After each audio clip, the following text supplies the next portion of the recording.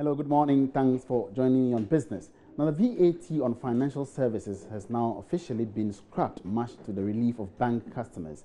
This was communicated to banks in a letter dated 18th March, signed by the Commissioner General of the Ghana Revenue Authority, Emmanuel Kofi Nti.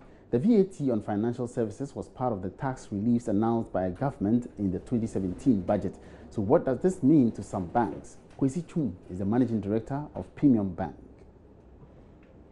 As far as I'm concerned, VAT on financial services was being paid by the customers of the banks. And it still affected the operations in a way?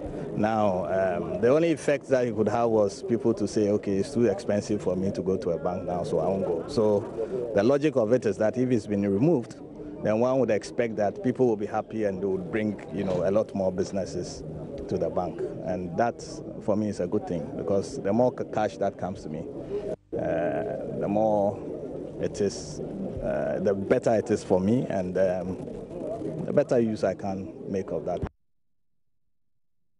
Now, the IMF says it is optimistic government's debt management strategies would help reduce the public debt. Speaking to Joy Business's George Wiafe after the release of the Fiscal Monitor report in Washington, D.C., Deputy Director of the IMF's Department of Economics, Catherine Patillo, says such debt management strategies will, however, take a while for its impact to be felt.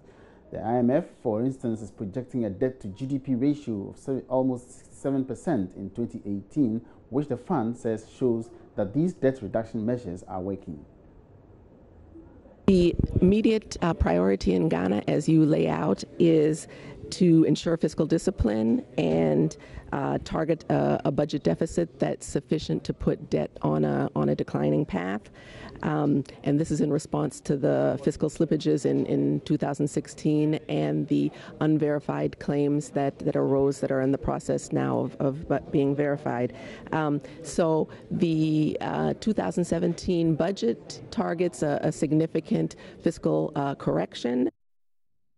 That's all in business for now. Bring you some more business updates at midday. My name is Emmanuel Abuaji Riafi. Good morning.